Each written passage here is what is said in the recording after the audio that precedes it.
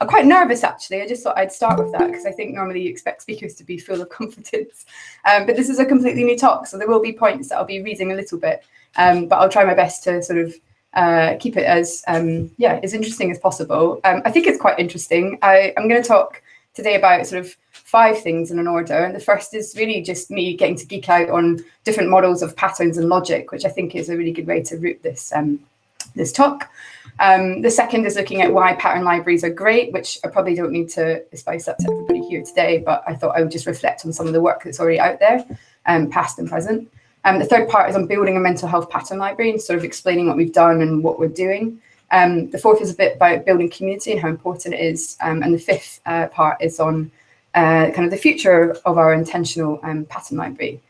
But I thought I'd start here this morning, paraphrasing from a book called Pattern Seekers by Simon Baron-Cohen. He starts with a story about a boy called Jonah, who is thought to be a bit different by his mother. She becomes a bit concerned about his obsessive behavior, his kind of constant quest for knowledge, why he didn't socialize that much with other children, and his constant use of the word why for everything that he sees. So she took him to a pediatric clinic, and the doctor asked, Jonah what he'd done yesterday. And he said, well, yesterday I sorted all the leaves into 5 different piles. These ones all have a stalk. These ones all have a single blade. These ones all have a smooth edge. These ones all have an elliptical shape. And these ones have a main vein with all the other veins coming off it. But today I realized that there's a 6th way leaves can differ. These ones all have leaves that are opposite each other along the stem. She asked him why he wanted to find all the different ways to sort the leaves, and he answered simply, so I know all the patterns. The advisor was completely amazed. She'd never come across a child who was so logical, so different, so self-contained, and explained to his mother that some of the late talkers are sometimes more spatial in thought, more musical, more mathematical. There's nothing really to worry about here because they're great. And what they had in common is that they all love patterns, and children like Jonah loved rules because rules themselves were patterns. So Simon Baron-Cohen coined the term systematizing mechanism, which is the engine in the brain that seeks out patterns. This engine is what seeks out if and then patterns and helps our brain to define the minimum definition of what a system is to us so that we can understand it, we can navigate it and change it if we need to. So while some of us might be more predisposed to seeking patterns, in fact, all of us have this engine in the brain for defining rules and making patterns. The children we hear about in the start of the Pattern Seekers book, like Jonah, all seem to care about the search for truth, which for them was simply a word for consistent patterns. As a designer and a trained designer and really getting into design from a super young age, I was taught to exercise this mechanism in school. This is actually some of my A-level essentially hires from Scotland work where I had to do a render, which isn't very good, but I still got a B, of a Yale lock. But I was exercising my systematizing mechanism through design to really kind of think about how does this work? How does it come together? What are the parts? How do different bits match each other? So we're all predisposed, but some of us kind of exercise this a little bit more. But Cohen's systematizing mechanism is actually based on the logic model developed by George Boole of if and then. So Boole was like a largely kind of self-taught mathematician. In fact, he opened his own school in Doncaster when he was 19 and became the first appointed professor of mathematics at Queen's College in Cork without a formal education. He inspired kind of movements in modern electronics, development of the modern computer, and a lot of his work really underpins a lot of the digital revolution work that went on in the 20th century. His kind of analytical logic of if and then is seen in books like The Laws of Thought from 1850 or 1854, and essentially captures the essence of systematizing. And we break it down to if and then. And if and then is like a really great underpinning logic for thinking about observing and testing hypotheses and patterns. So let's just kind of look at some of those examples. We sort of see the quest of if and then most predominantly in children who are learning about the world around them. Children are sort of like working in overtime, learning in their heads about if and then patterns. If I touch this and my hand is in pain, then it is dangerous. I think the more 2020 version is if I put my hand near rectangular objects and I squeeze my hand, I will have sanitizer in it. And if that doesn't work, I'll just cry or I'll just sort of believe it anyway. But now for some sort of more kind of easy examples. If you take a rhododendron and you plant it in alkaline soil, then its blooms will change color. If I take an egg and I boil it for 8 minutes, then the yolk will be hard and yellow. For the runny ones out there, if I take an egg and I boil it for 4 minutes, then the yolk will be soft and orange. And the Huffington Post have already done that pattern logic for you by trying out lots of if and then patterns and publishing it. So they're essentially a pattern seeker in this diagram. I'm going to struggle with this word because I can't say it, but I tried. So if there are cumulonimbus clouds in the sky, there we go, and there is thunder, then there will be severe weather. And these kind of predictions can be super useful, like early warning systems. And this was developed back in the 1700s through like deep observation. And I find like the systematization and design system and invention of clouds like really fascinating. And not a word of a lie, I actually walked past this plaque the other day, and I was just had to find out who Luke Howard was and a bit about how the person who named clouds had come about. So born in like 1772, Luke Howard had been inspired by nature from a really young age and developed his childhood passion, becoming an amateur meteorologist. He even built a laboratory at his home filled with instruments to analyze the weather. I think he was a pattern seeker. Even though his day job was like manufacturing chemicals, Howard's scientific work changed the way that we understand the climate around us. You see, before the 19th century, many meteorologists thought of each cloud as just unique, unclassifiable, and in a state of temporary existence. So instead of strict descriptions of clouds, they were recorded by maybe color or individual interpretation. But this all changed when Howard presented his essay on the modification of clouds to the Askean Society in 1802. This impact of the work was truly immense, elevating a natural phenomenon to the realms of worthy scientific investigation. Founded in like detailed observations with a bit of imagination, these cloud types were cumulus, Latin for heap, stratus, Latin for layer, and cirrus, Latin for curl of hair. And these are still words that we use today. I think what's really interesting is Luke Howard created these, phenomenally beautiful, very delicate watercolors through observing these different patterns that he saw in the sky. So you sort of get the picture about this if and then logic, and just kind of building a bit more on Baron Cohen's work to reference. He sort of has an idea of the sort of 4 steps that break down how we look at finding these patterns, defining them, and changing them if we need to. The sort of first step is really like observing and asking a question. So when we humans look at the world of like objects or events, we start often by asking a why question. Why did the candle blow out? Or how do birds fly? Or what could I do with a piece of wood? We're sort of consistently asking questions, and it turns out that curiosity really is kind of a really great indicator of systematizing. And for me anyway, when I hire designers, I really look for curiosity, because I think curiosity and observation of the world really gives you a kind of grounding and rooting in how things work and what you can then change. And that kind of leads quite naturally on to having a hypothesis. So step 2 is really answering the question by hypothesizing an if and then pattern. So we look for what might have been made one thing, that's the input. We change to become different, that's the output.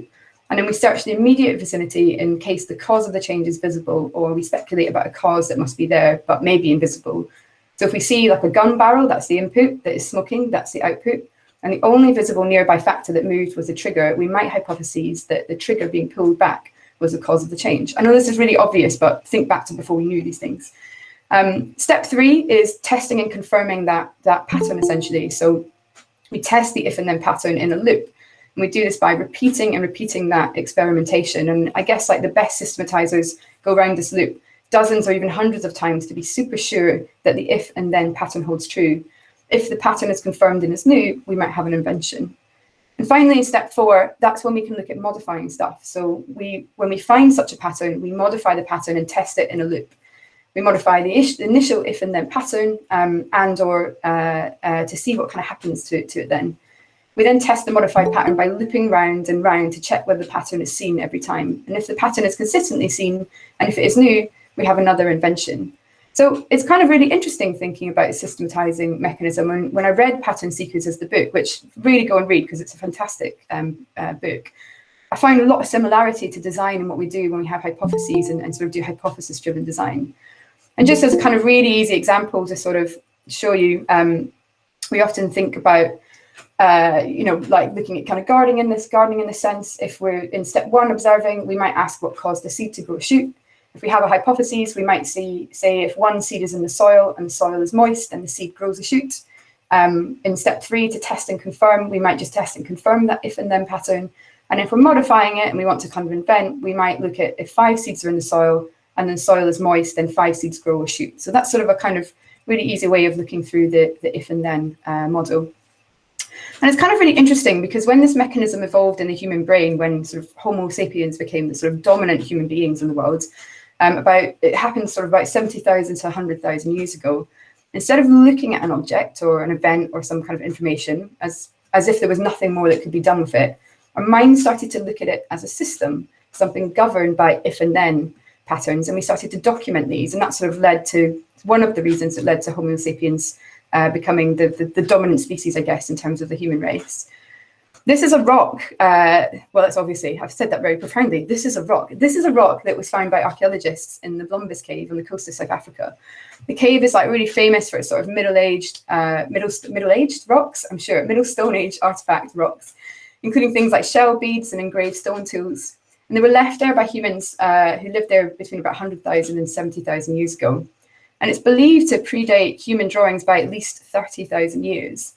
Kind of ironically, actually, when they sort of described it in the notes, they said it looks like a hashtag. So maybe our earlier Homo sapiens selves were kind of onto some kind of tagging system way before the time. But nonetheless, anyway, our early exercising of this capability was really in observing and documenting the world around us, so then we could start to innovate and improve how we lived. And harnessing the new knowledge that comes from the systematizing mechanism enabled humans to discover how natural systems such as like the kidneys work, or allowed us to invent really like new mechanical systems like the telescope. And today we can do incredible stuff with science, like breed new flowers, edit genes, design new medical drugs, vaccines, build new hospitals, all systems of different orders of magnitude, all under our control, and all the product of the engine in our brain, the systematizing mechanism. So this sort of humble mechanism has been grinding away for 100,000 years, helping us to deliver ever more impressive inventions. And I think it's really important, I wanted to ground this talk really in this mechanism as a foundation for improvement, because I gather probably most people here today who are listening are in the business of some kind of improving products and services and making them work better for people. So why did I take you on that journey for the first 10 minutes? Well, apart from really just getting an opportunity to geek out on lots of different things around historical pattern binders, the challenge is, I think, that most organizations haven't really exercised their systematizing mechanism, even the first stage of realizing that they actually run services. Because most organizations don't realize they run services or have the kind of ability or platforming to break the system down into component parts. And this is a classic reason why services fail, why they're bad, why they don't work for people. There's so many organizations out there who I've had the absolute pleasure and joy of helping them exercise this muscle, who don't see what they do as a kind of offer. They don't see any of the kind of user experience around what they do. They don't even really have any generic kind of process maps of how they even technically deliver their services. And even for, with names not coming in today, some quite big organizations that I've worked with. And so services sort of just happen by osmosis, and sort of individual parts get smooshed together over time to sort of deliver an offer, but that isn't without paying to the people who are using it, delivering it, and probably the bottom line of the businesses as well. So the way my brain works, and I'm definitely a pattern seeker by cognitiveness and training, I've always believed if we can kind of systematize our services a bit, break them down, think in patterns, we can improve them through testing them. Systematizing our services, I think, is the first step in helping us to improve these, starting with the observation and classification of what we're delivering, and developing a kind of suite of patterns at the right level for the people that need to use them, and in a language that they understand. So, for example, we might be looking at things in services like recognizing common transactions, channels of delivery, journey or process steps, interactions, but really just kind of taking that modular approach to how our systems work. And I think like it's really exciting to sort of see that patterns are having their heyday now. And I'm going to talk a little bit about just some of the stuff that's out there and sort of my perspective on it. But I wanted to kind of just give a shout out to the very old pattern seekers of the world. You see, like design systems are not necessarily new. There's lots of historical pattern libraries out there. They've just exploded, I guess, with sort of things like software development and using the sort of Christopher Alexander notion of documenting through patterns. But one of my favorite examples is actually from about 300 years ago. Carl Linnaeus, born in 1707, was a Swedish botanist, a zoologist, a taxonomist. I think everyone in the 1700s was an everythingist, but he kind of formalized bionormal nomenclature, the modern system for naming organisms. So he's known as a kind of father of modern taxonomy. So through deep observation, he created a system in which to mechanize and categorize and make sense of the world, a kind of set of rules or patterns. So Linnaeus was like the first scientist to develop a hierarchical naming structure that conveyed information both about what species was, its name, and also its closest relatives. The ability of the Linnean system to convey kind of complex relationships to scientists throughout the world is why it's been so widely adopted.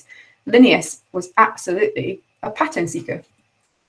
And this was kind of first encapsulated in the book System Naturae, published in 1735. You can see a little excerpt of it here. And it's one of the major works of Carl Linnaeus and his introduction of the Linnean taxonomy. And he sort of established three kingdoms: the animal, the vegetable, and the mineral kingdoms, formerly in Latin, and had a kind of classification based on 5 levels of kingdom, class, order, genus, and species.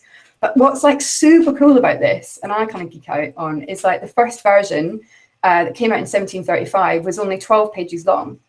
But by the 10th edition, it was like a massive book, and he included like 4,400 species, animals, and 7,700 species of plants. And what's really interesting when you actually look back is that people started sending Linnaeus patterns that they were finding based on his structure. And so in the early days, Linnean was really an early day sort of design system owner, building a community of pattern finders and documenters who would send him additions to add.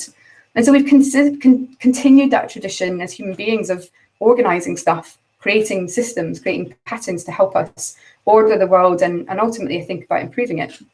And hopefully the slide is going to change. There we go. There we are. Project by If, one of my favorite organizations to look at, of a kind of quite a few years ago now, launching a pattern library, looking at different ways in which they have observed people sharing their data on the internet, logging into things. And I think that's kind of a really interesting sort of library, which isn't being that instructional, but it's more observational. The same goes for, if you've seen the negative sort of dark pattern library, it's documenting those horrific patterns where you're made to buy a suitcase and a nice lolly before you even get on a plane. But these are sort of libraries that I think have come about. And I always think of them as sort of observational pattern libraries, really exercising that first part of the systematizing mechanism. You know, for the Projects by If work, it doesn't actually tell you exactly how to improve it, but they've done the hard work in telling us the different patterns that are being designed for us to use as users on the internet. So really, really important work. And then for you lovely people from GDS, which has become a very momentous and kind of congratulate you on the spread and growth of this, the GDS design system. So successful that you now get asked, every design studio gets asked if they can design it the GDS way, which we of course say, yes, we can, because it's so easy to use your library. But this is sort of an instructional pattern library where it's been quite instructional about what you can implement and actually tooling you as well in which to do that with snippets of code and more information. So it's kind of an instructional library. But patterns are so cool, right? And this is why we're here today. Like, we know that we can scale more great products and services with them and stop bad stuff from happening. I think, like, again, looking back in history, we sort of use patterns as a way to scale manufacturing. Some of you kind of might recognize this like Jasperware neoclassical sort of wear of the Wedgwood brand on the right there. In the 18th century, there was like a huge surge in neoclassical architecture and demand. If you don't know what neoclassical is, think like sort of big Roman columns, quite garish sort of work, very Le Corbusier modernist, which is very white walls and stuff. And Wedgwood ceramics became the sort of must-have objects of the time. So he needed a way to sort of like scale up production. You see, kind of, I guess before Wedgwood, pottery had been little more than a kind of cottage industry where artisans were in full control of the process, defining the sort of shape and the colouring and the patterning, sometimes collaborating, but mostly working on one at a time. And Wedgwood sort of like perfected a system of division of labour, enabling him to produce pottery on a larger scale than ever before, to ensure like new uniformity of quality by breaking down the different bits that went into producing these objects. And this is kind of one of what you see on the screen is 4 proofs of the British Museum's collections of Blake's plate for the Wedgwood catalogue, which is kind of altered and reused and sort of continued to be sort of produced until about the 1840s. So he was creating basically like patterns to help us scale products and services to a consistent manner. And you could say that Josiah Wedgwood really was like kind of a natural pattern maker, not only actually in ceramics, but in business. He's one of the wealthiest entrepreneurs of the 18th century, which we kind of created goods to meet the demands of the consumer revolution and growth in the wealth of the middle classes. It really helped kind of drive the industrial revolution in Britain. I'm not saying that was the right way to go because I'm a big craftist, but however, he did do that. And he's credited as the inventor really of like modern marketing, specifically things like direct mail, money back guarantees, like traveling salesmen, carrying pattern boxes for display, self-service, free delivery, buy one, get one free, and illustrated catalogues. So Wedgwood is really not just, I guess, a sort of pattern maker in terms of ceramics, actually created some of our early business patterns like self-serve and buy one, get one free, which I think is super interesting.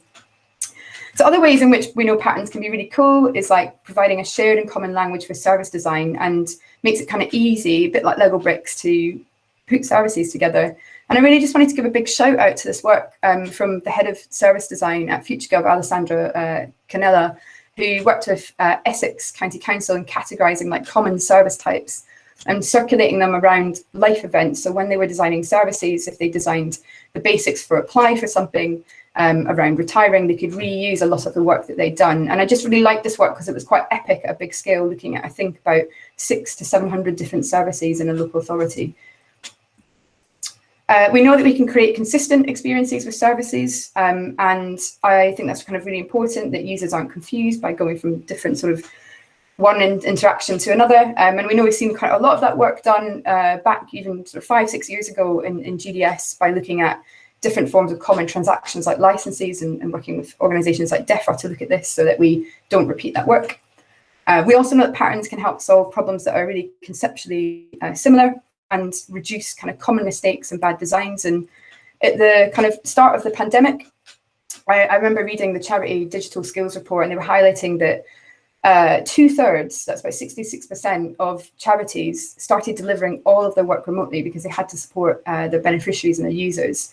And if you kind of read any of the Digital Skills Report stuff from the Digital Skills Report, really, like, charities are not looked upon as having a lot of great digital skills and capability in them across the sector, and that's kind of voted on by both their own boards, their own staff, their users. So what we kind of thought we might do, because we heard from quite a lot of our own clients that they were like struggling with how to do this, we brought together like bunches of charities and to help them kind of look at and just ask them, like, what are the common things that you are trying to do? And we sort of created a bit of a taxonomy for that. So they were just trying to get money to people, quite a lot of them, take bookings for their service, deliver stuff. They were trying to like assess people for things online. So we sort of created, with these charities, sort of crowdsourced a bit of a taxonomy of this. And then we caught the eye of the Catalyst, and they were working with Alessandra as well at FutureGov, and we created a bit of a collaboration to build on the work of the Essex service pattern thinking and the sort of taxonomy we've been looking at. We built this thing called service recipes for charities, which are maybe not quite patterns, but more how other people were doing things that they were commonly all trying to do, so they could kind of look at it and learn from it. And I always kind of say that design is like the most broad daylight form of thieving stuff. We steal things through influencing all the time. So we kind of put this together, and it's really great because the Catalyst sort of hired a bunch of new people to help continue to grow this, and we had fantastic feedback on it of people learning from other people's essentially sort of patterns and a way of doing stuff, and helping them during the pandemic. So the kind of third part of this talk is I want to move on to sort of, I've got a grounding in the systematizing stuff, and we know patterns are really, really cool. So that's how my brain works. It's a bit strange, but we've been sort of embarking for quite a long time on building this idea and concept for a mental health pattern library. And there's sort of like, I guess, 4 or 5 things that really influenced the idea to even make it a thing. One is just like, I went to the Patterns Day run by Clearleft in 2017. And I came back and I wrote a blog because I was just really excited about it, and said, like, what else can we apply this to at a very macro scale in different industries? Because working in snooker, I have the such privilege to go and see industries and multiple sectors at scale. So what are the things that people are struggling with? And a kind of big thing I've always believed in as well is through snooker is educating people in design. And that doesn't mean turning everyone into being masterful designers, because that takes time and that's experience and that's training. But really just building a basic literacy in people. And what I mean by that is just understanding what good looks like and what bad is, and sort of how to do some sort of basic sort of design processes of testing and learning. And then I'm starting to look at we've worked a lot in mental health, and I've seen some really bad stuff going on, and the sort of explosion of funding that was going into building digital solutions was kind of terrifying me a little bit, being that there's about 100,000 different apps out there in different forms of libraries and app libraries that you can download. And having worked quite a lot in mental health, and I sit as a trustee on a couple of charities that deal directly with running mental health services, there's a lot of fantastic guidance out there and academic resources which evidence great interventions and are clinically supported. Things like the NICE guidelines, as you can see here, things about how to support decision making with users when they're in a mental health service. But I never see that stuff in front of designers unless you have to really go digging for it. So I sort of wrote this blog in 2017 and just went, here's a bunch of thinking, what can we do with it? And the wonderful people at Public Policy Lab reached out to me and said, that's really cool, let's do it. And I sort of needed that sort of jolt to get on with doing it. So Shanti Matthews at the helm, who's the director at Public Policy Lab in New York, they've done loads of really cool work in sort of veteran mental health services. We've done quite a lot of work in mental health. We sort of set upon saying, well, let's just build a bit of an MVP and see what we can play around with this concept. So they invited me to New York, didn't say no, that was kind of cool. And just before kind of doing this, we did a big shout out on the internet, and we interviewed like a lot of people who were either like running digital services in mental health or just services actually that are non-digital, different charities, and asking them questions like, what makes a good service to you? Do you have any patterns of things that you reuse? What does bad look like? And just sort of trying to get to a sense of if they had any kind of patterns that they'd evidenced that were really good. And we spent ages in the workshop thinking about the taxonomy for how we actually present these patterns to people. And we looked at lots of different taxonomies, one being a sort of, or pattern language really, of our journey map. Could we share patterns with people by the different sort of stages somebody might go through a mental health service? It's kind of difficult because anything that mental health is ever present, so it's not a linear process. It's something that is, especially if you're going through like a kind of recovery service, you're recovering your whole life. So we kind of just played around with lots of different, I guess, pattern languages to order our thinking around patterns we'd seen and observed in mental health services. We sort of did this really lo-fi. We sort of went through all the videos that we had in the workshops. So we're there for about a week. It wasn't just like a kind of 2-hour workshop. All the people that came watched those videos. They mined all of the information we were sent. We were sent stuff by the NHS. So it was really, really great, NHS Digital. And we just developed out a bunch of patterns. We had like a really, really great range of minds on this. We had actually Bernardo's came out, which was really great. We had AdAction, that are now called With You, Google Hangout in with us. So we had a bunch of really great partners who had a wealth of experience in the sort of clinical background to mental health.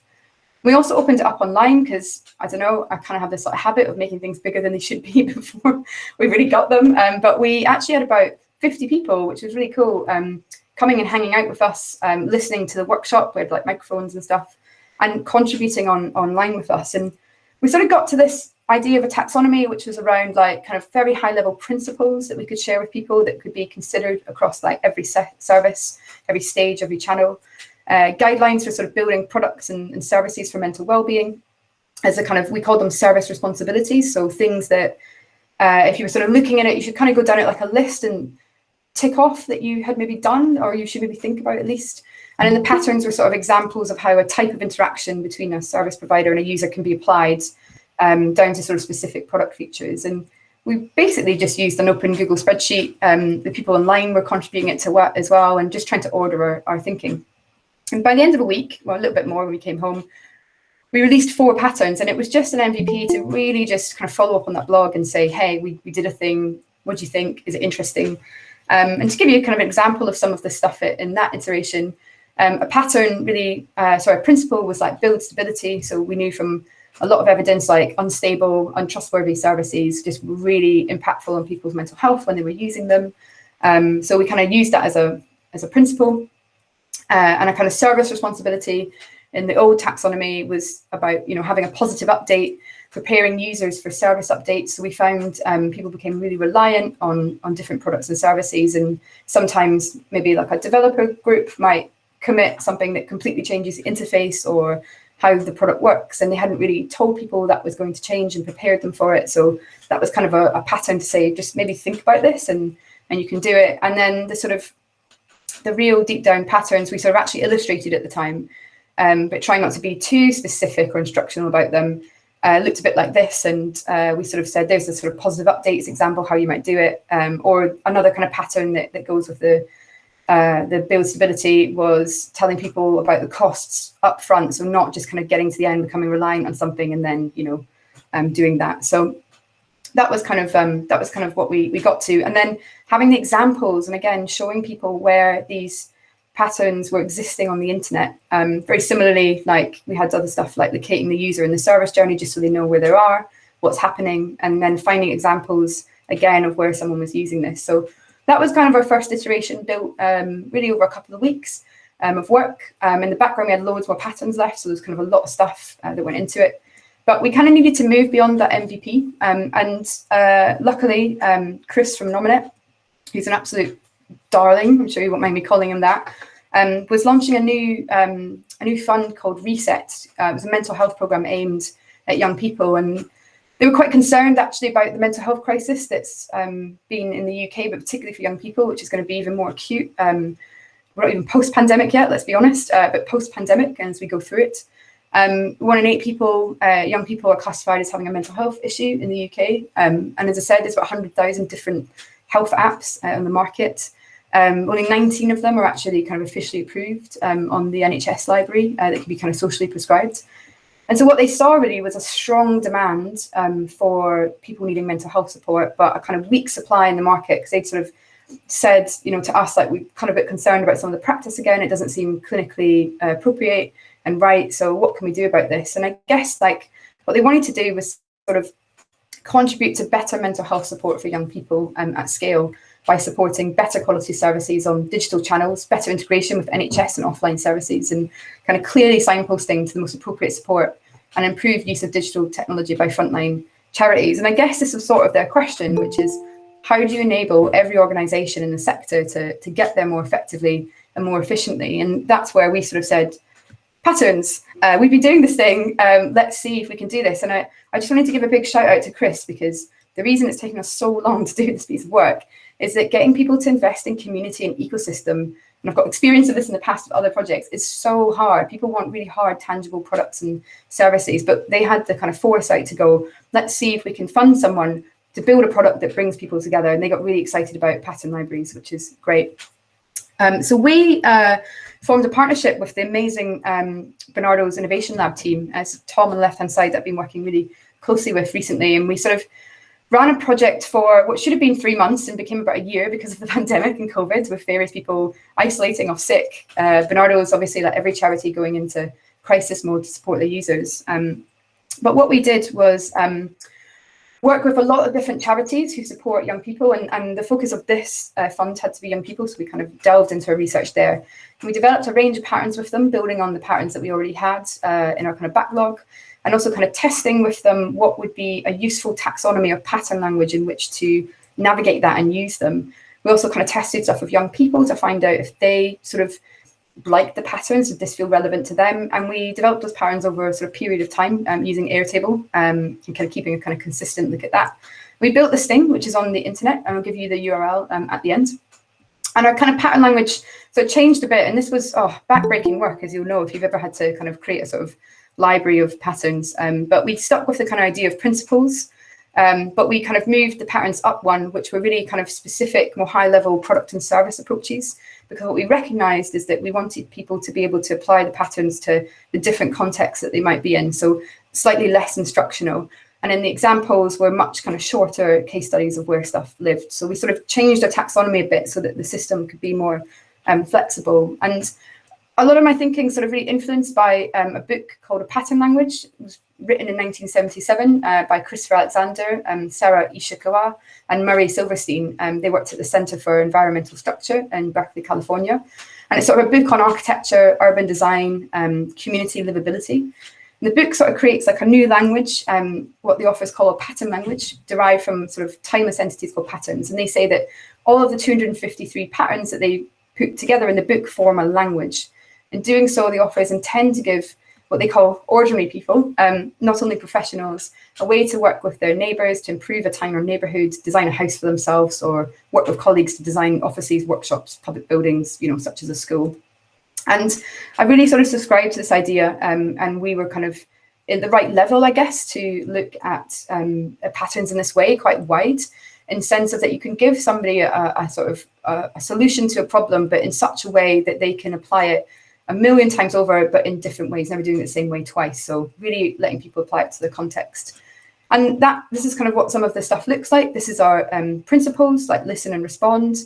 They're based deeply on evidence that we kind of worked with academics to get and did our own deep dive into, and stuff we've crowdsourced over the last 3 years. These are some of the kind of patterns, so signposting to local services and giving people sort of some directional advice, but again, leaving it open for how they might implement that at this stage of the library. So things like including at least one free service people can use. Other things like looking at the supply and demand. Can the place you're signposting to actually cope with the demand if they show up? Because we don't want people to be turned away. So just kind of helping people think about it, not only from a interaction sort of digital design perspective, but also from a wider sort of service infrastructure level. And then we sort of provide examples of where people we think are doing this quite well, and people can sort of submit them as well. So things like signposting to other services when your lines are closed is what Mind have done, and just showing people that they can do it. Other patterns include things like building positive self-image. There is such a bad pattern on the internet of people using like head clutching images. That's not mental health. We all have mental health. We have days where we might sit in a dark room, but sometimes we're just showing up on a screen like today, but we're not feeling great. So we're trying to sort of help people look at where they can build kind of positive images of that. And there's some really great work done by people at the Cochrane Institute who give really great advice on how to sort of do that and where to get resources for it, but also the kind of risks that you have to look out for as well. And I think that's important, sort of flagging some of the risks when you're implementing these. So that really was the library, and that's where we've gone, a sort of set of, I call them intentional patterns that focus on well-being, not just categorizing what is out there now, or incrementally sort of improving a dominant way of delivering services, but a set of principles and patterns that we hope can really nurture well-being designs, meaning that users are supported, they're kept safe, the privacy and data is respected as well. And I think what we were doing through this, and why I sort of talked to you this morning about systematizing mechanism, is really to kind of like observe and categorize what's out there and just at least stamp it a little bit, and then test this against our user and desk research that we've done to really put stuff out there that we believe nurtures well-being and good mental health. And the reason that I sort of talk about intentional patterns is I listened to a talk actually sort of Christopher Alexander looking back on his book, A Pattern Language. And he talked about getting a handle on the structures that make the environment more nurturing. And I sort of really subscribe to that in a sense. His efforts weren't just to kind of typify what's out there and categorize it for the built environment, although he did a really good job of that, but to identify the positive features. And he said that they asked themselves, were their patterns morally profound? Did their design suggestions contribute to a good environment and make human life better and help people thrive, and do it in a fashion so that that could be in everyone's hands? And I think in a way we were seeking to do that. And if you want to like really geek out, I can lend anybody who's kind of in East London the book. Don't buy it, it's quite expensive if you're not that interested in the built environment. But if you really geek out on some of the text, you see even the language and the description of the patterns is super intentional. They're full of intent. And I go as far to say that Christopher Alexander's and his cohorts group of patterns are quite political and focus on empowering communities and battling against the privatization of space, building on effective studies of what makes a good place to live, and at times criticizing the lives of the rich. And I just love this kind of quote, if I can read it out. When they were talking about sort of water access in communities, he said, on the other hand, the highly chlorinated, private, walled and fenced-off swimming pools, which have become common in rich people's suburbs, work directly against the very forces we've described in Pools and Streams, Pattern 64, and make the touch of water almost meaningless because it is so private and so antiseptic. You could just feel his like rage around this. So patterns are like super intentional, and I think that's what we tried to do with the library. So just kind of finishing off, I want to sort of come back to this notion, which I have known through other work that I've done in the past around sort of building communities and sort of not quite design systems like the GDS design system, but I guess sort of systems that help people collaborate and implement good services. So a pattern library, like really to me, is 10% the platform and it's 90% the community. It's so underfunded so much of the time. So whenever I speak to anybody about this, you've got to kind of do this part. And we've been kind of intentional from the outset to make sure that we don't forget that. So we've been sort of building, co-designing all the patterns with lots of different charities. And then we opened up a co-design workshop and a launch event to, I guess, the internet. We sold about 150 tickets, about 50 or 60 people showed up, which I think is still a pretty good turnout in the online world of today. And people seem genuinely excited about contributing their work, sharing patterns. And so what we've done is set up like a Slack community, which I'll share the link at the end of this presentation. And I'm really encouraged to see, since we launched it, we've had quite a massive turnout of people signing up. We intend to we're developing our governance at the moment of how we work, but how we're going to do it is have a sort of custodian group that meet monthly. We're going to research the community needs. We're going to sort of continue to define the pattern language and the taxonomy. And some members, we're going to look at if they can get funded to develop kind of deeper patterns of pieces of research. And on the kind of other side is the community itself and the kind of academic community that we've been working with. So we kind of want to look at meeting quarterly. So we'll kind of work online in between if people are really interested and passion driven about this, but meet quarterly to actually do kind of more focused sessions on specific areas of the library that we want to kind of highlight or look at, and sort of continue to submit those patterns. I'm looking really at people who want to submit proposals to develop research with us, and we can make introductions and do that too, so that we can really nurture this environment. And I think I'm going to explain this. I want to be a bit more Oxford English Dictionary when it comes to pattern libraries. And so what do I mean by that? So if you think about sort of the classification and documentation of language, essentially like our language is held in sort of linguistic design systems. And how we manage that linguistic pattern language and systems varies kind of greatly across different countries in the world. You know, like in French, we have Académie Française, known as the French Academy, established in 1635, who are sort of principal French council for matters pertaining to the French language.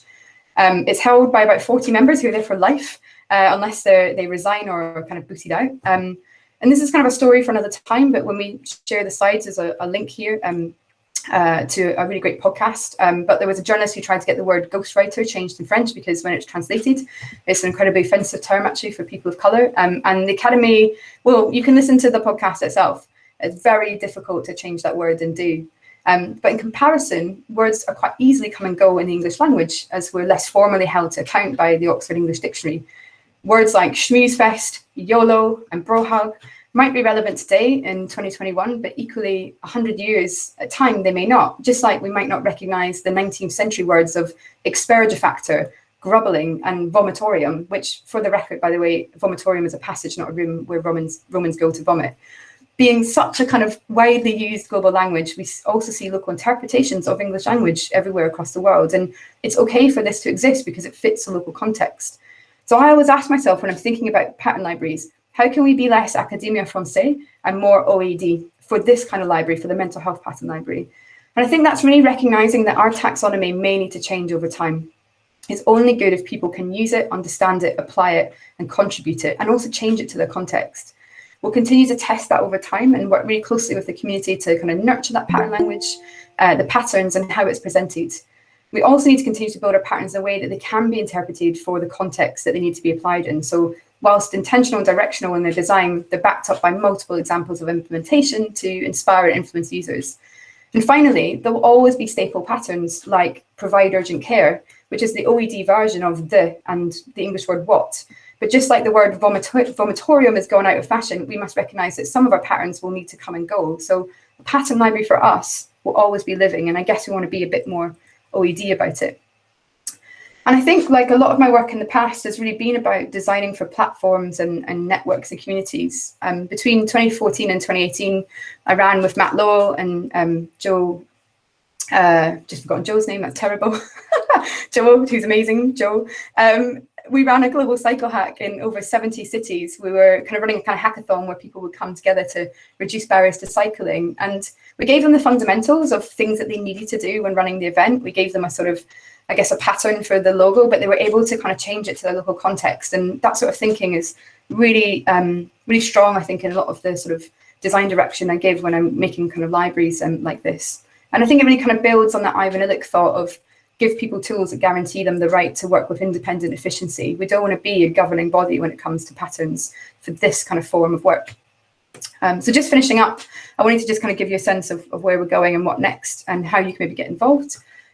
Just a shout out that, and then so Tim asked me to kind of just show this, like it takes a really long time for this kind of work to happen. As I said, it's really difficult to get this stuff kind of funded, but I'm really excited about the future. I think now that we've got a lot of evidence of it being used, we'll be able to kind of solidify some more funding for this and time from organisations.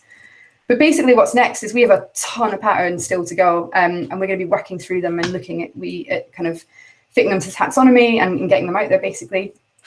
The next sort of big bit of functionality we want to look at in governance is really upping the evidence on the patterns. We feel that we haven't put anything out there that is clinically unsafe because it's been defined by sort of evidence and clinical practice. However, we'd like to make our users feel safe in that knowledge as well. So we're going to be looking at that as a function.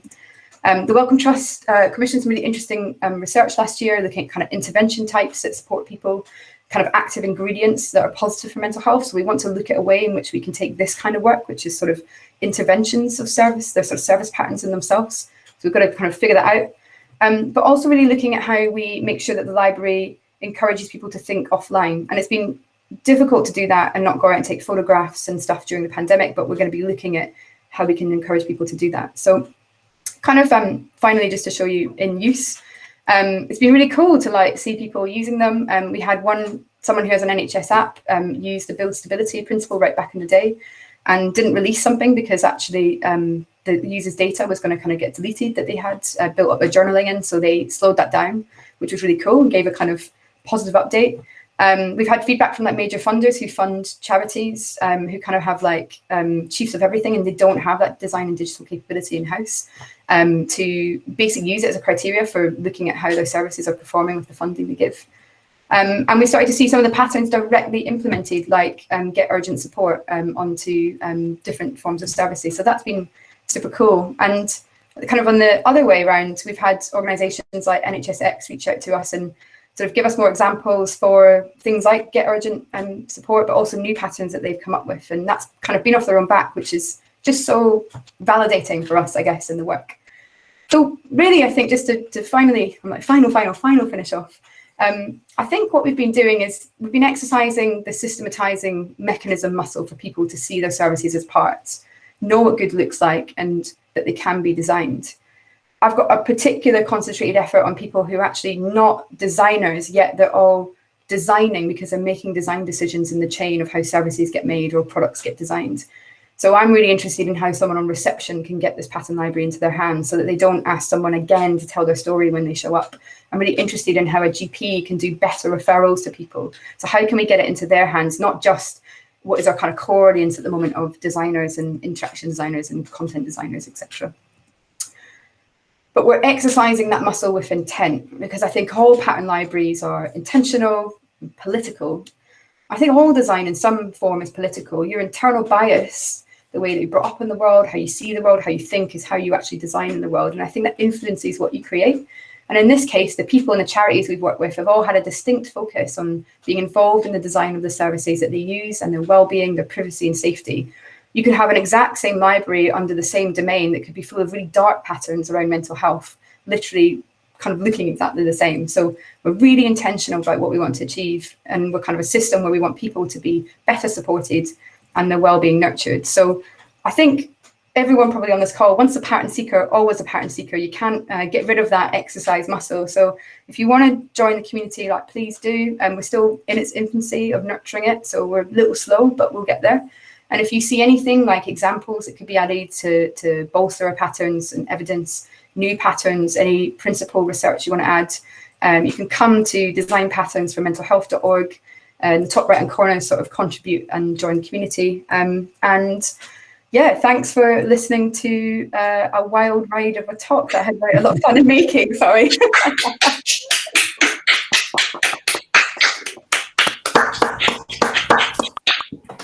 Thank you so much, Sarah. God, that was the design systems talk I needed in 2021. I hope other people agree as well. We don't have time to do a Q&A now, I reckon, but what I will definitely do is we'll capture all the questions that were in the chat and any other ones that came in. We'll bundle them all together and we'll share them with yourself, Sarah, if that's okay. And if you have time and